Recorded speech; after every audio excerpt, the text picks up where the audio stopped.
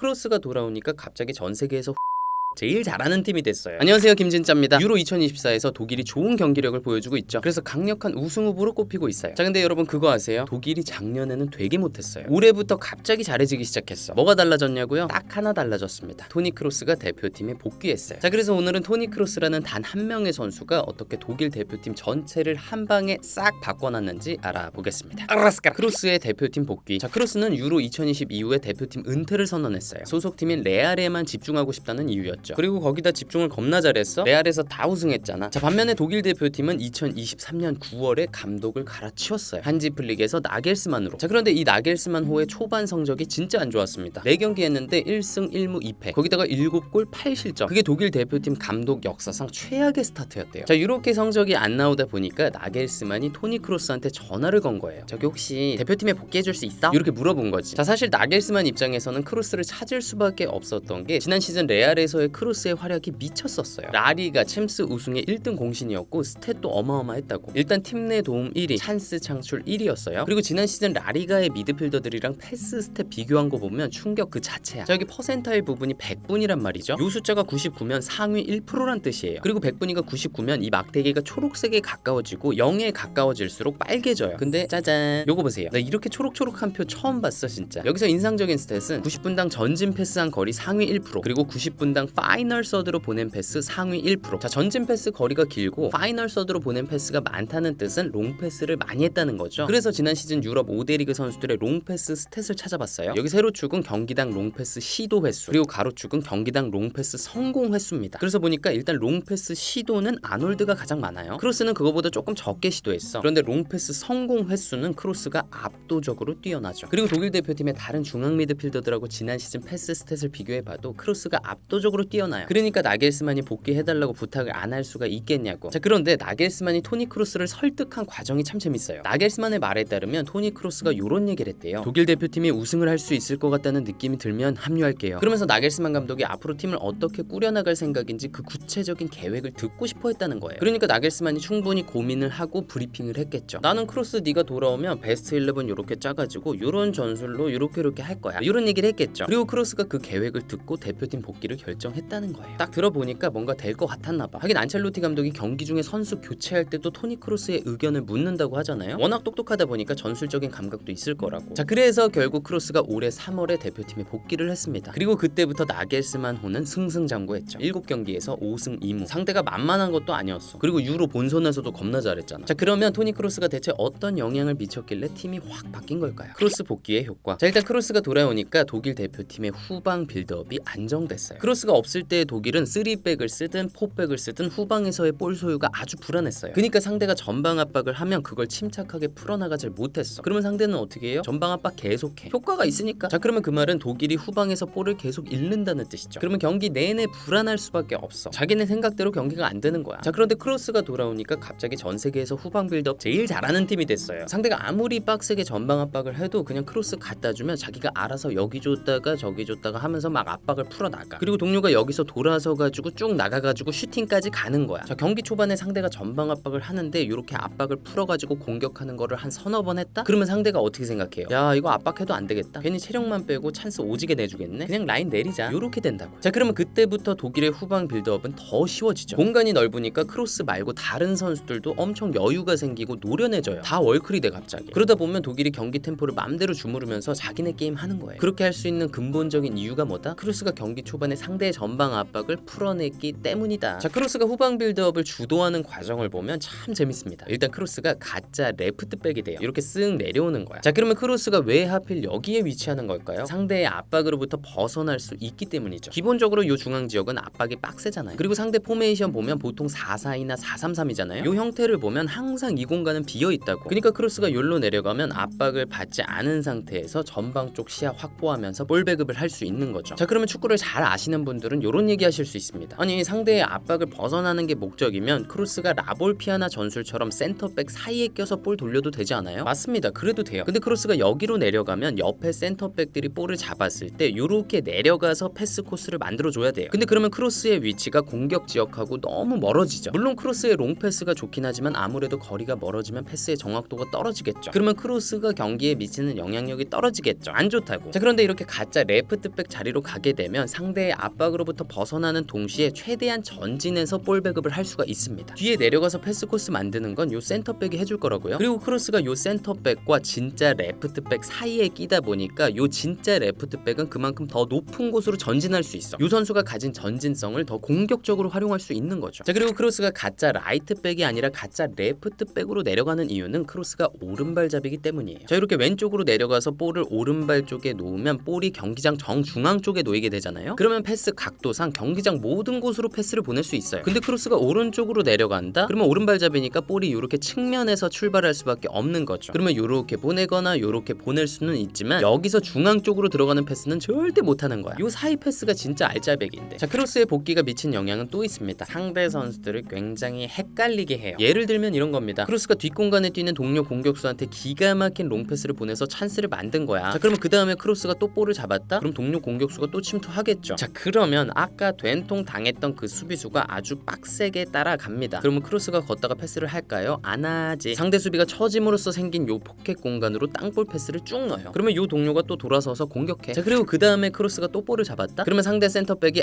또 포켓에 넣겠구나 하면서 압박하죠. 그러면 또 뒷공간에 때리는 거야. 크로스는 이렇게 상대를 계속 헷갈리게 해요. 절대 상대가 예측하는 곳에 패스하질 않아. 그러면 좋은 게 우리 동료들이 충분한 시간과 공간을 확보한 채로 볼을 받게 돼요. 그 전에 크로스 없을 때 고레츠카 같은 선수들은 상대가 예측하는 곳에다가 패스를 줘요. 그러니까 우리 동료들이 항상 압박을 받으면서 볼을 받아. 그러면 시간도 없고 공간도 없으니까 힘들죠. 자, 크로스의 복귀가 미친 영향은 또 있습니다. 상대를 체력적으로 엄청 힘들게 해요. 이게 뭔 얘기냐? 크로스는 패스를 할 때 가능한 한 전방으로, 그리고 가능한 한 측면이 아니라 중앙으로 보냅니다. 그리고 그런 패스들은 상대를 너무너무 힘들게 하죠. 왜냐? 만약에 크로스가 여기에서 볼을 잡고 있다가 상대가 전방 압박을 했는데 전방으로, 그리고 측면이 아니라 중앙 쪽으로 패스를 했어요. 그러면 요 상대 선수 5명은 방금 전에 전방 압박 하느라고 힘썼죠. 크로스에 요 패스가 들어갔으니까 빨리 수비하러 내려가야 되니까 또 힘쓰죠. 체력이 쫙쫙 다른다고요. 만약에 크로스의 패스가 측면으로 갔으면 공격 각도가 제한되니까 좀 천천히 내려가도 되는데 중앙으로 들어가 버리니까 어디로든 공격을 전개할 수 있잖아. 그러니까 더 빨리 내려가야 된다고. 더 힘들어. 자, 그리고 제가 예전에 요 영상에서 패킹 지수 설명해 드렸죠. 패킹 지수가 뭐다? 전진 패스를 통해서 제껴낸 상대 선수의 숫자가 패킹 지수다. 자, 그래서 이번 유로의 패킹 지수를 살펴보면 크로스가 압도적으로 1등입니다. 크로스가 헝가리전 때 자기의 패스로다가 상대 선수 138명을 제낀 거야. 스위스전 때는 112명 제낀 거고요. 밑에 선수들이랑 차이가 좀 난다, 그죠? 패킹 지수가 높다는 건 크로스가 자신의 패스로 상대를 더 많이 뛰게 한다는 거예요. 상대 선수들의 체력이 빠진다? 압박 강도는 점점 약해질 거고 그들이 공격할 때도 힘을 더 못 쓰겠죠. 자, 크로스가 복귀해서 좋은 점은 또 있습니다. 동료들이 더 쉽게 플레이하게끔 도와줘요. 예를 들어서 크로스가 안드리아한테 패스를 하고 양팔을 요렇게 들어요. 이게 뭔 뜻이냐면 너 뒤에 아무도 없으니까 볼 받고 돌아도 돼, 요런 뜻이야. 그러면 안드리 입장에서는 볼 받기 전에 뒤에 체크 못했어도 크로스 믿고 돌면 되는 거예요. 얼마나 편해. 근데 왜 말로 안 하고 요렇게 하냐고요? 경기장이 시끄러우니까 보여주는 거죠. 이런 작은 디테일들 얼마나 좋아요. 제자리를 찾아간 동료들. 자, 크로스가 복귀하면서 독일 대표팀의 경기력이 떡상한 이유가 뭐냐? 크로스가 들어오면서 다른 선수들이 자기 자리를 찾아갔기 때문이에요. 자, 먼저 균도안. 크로스가 돌아오기 전에 대표팀에서 3선 미드필더로 뛰었습니다. 자, 물론 균도안은 그 자리에서 뛸 수 있어요. 펩이 첼시랑 챔스 결승할 때 그 자리에 놨던 것처럼. 자, 하지만 균도안이 최고의 모습을 보일 때는 2선에서 뛸 때죠. 거기서 패스 주고받다가 수루 패스 찌르고 또 골냄새 맡고 박스 안으로 들어가서 마무리하고, 그럴 때가 짱이지. 자, 그리고 크로스가 대표팀에 복귀하니까 균도안이 3선에서 2선으로 올라간 거예요. 자기한테 더 잘 맞는 옷을 입으니까 전체적으로 경기력이 올라간다. 자, 그리고 키미 선수도 제자리를 찾아갔습니다. 여기서 제자리라 하면 라이트 백이에요. 물론 키미는 중앙 미드필더로서도 월크를 찍었죠. 그리고 크로스 복귀하기 전에 나겔스만 호에서 중미로 뛸 때도 나쁘지 않았어요. 근데 나겔스만은 키미가 원래 주 포지션인 라이트 백에서 더 낫다고 생각하더라고요. 그래서 크로스가 들어오니까 키미가 오른쪽으로 갔죠. 제가 볼 땐 요게 독일 경기력 향상에 미친 영향이 굉장히 커요. 키미의 그 영리한 패스 선택, 전방으로 보내는 패스의 질, 그리고 또 여차하면 인버티드 풀백처럼 중앙으로 들어와서 미드필더에서의 영향력을 높일 수도 있어요. 또 수비도 영리하게 잘하고. 고전에 라이트백 봤던 헬릭스 선수한테는 조금 미안하지만 크로스 오고 키미가 오른쪽으로 빠지니까 전체적으로 좋아졌어. 자, 그리고 자기한테 꼭 맞는 자리를 차지한 선수로 안드리히를 얘기하지 않을 수 없습니다. 안드리히는 그 전에 독일 대표팀 중앙 미드필더 경쟁에서 균도안, 키미, 고레츠카, 엠레잔 이런 선수들한테 좀 밀리는 감이 있었어요. 근데 요번 유로를 앞두고 크로스의 짝꿍으로 낙점이 됐어. 레버쿠젠에서처럼 볼도 겁나 이쁘게 잘 차고 수비도 겁나 터프하게 잘합니다. 크로스랑 그렇게 찰떡일 수가 없어요. 네, 오늘은 이렇게 크로스가 독일 대표팀에 미친 영향에 대해서 알아봤습니다. 참 저는 토니 크로스의 축구 스타일도 너무 좋아하지만 사람도 좋아요. 옛날에 그 지단처럼 정상에서 은퇴하려는 그런 태도도 멋지고, 또 크로스가 사우디 가는 선수들 안 좋게 보잖아. 그게 뭔가 돈보다 축구 그 자체를 사랑하는 낭만이 있는 사람인 것 같아서 멋져요. 뭐 사우디 가는 거 자체가 나쁜 건 절대 아니지만, 그리고 또 가족을 끔찍이 사랑하는 것도 멋지고, 그리고 개인적으로 제일 멋지다고 생각하는 건 이런 거예요. 크로스가 예전에 대표팀 은퇴 선언할 때 감독님, 동료 선수들, 팬들한테 감사하다 뭐 이런 얘기 하다가 나한테 추가적인 동기부여를 심어준 모든 비평가들에게도 감사하다 이런 얘기를 했어요. 그러니까 자기 경기력에 대한 비판을 추가적인 동기부여의 재료로 활용한 거죠. 그런 거 멋지지 않아? 이번 대회 끝나면 크로스가 완전히 은퇴하게 될 텐데 앞으로 뭘 하든 응원하겠습니다. 잘 가요, 나의 마에스트로. 네, 오늘은 여기까지입니다. 저는 또 다음 축구 컨텐츠에서 뵙겠습니다. 감사합니다.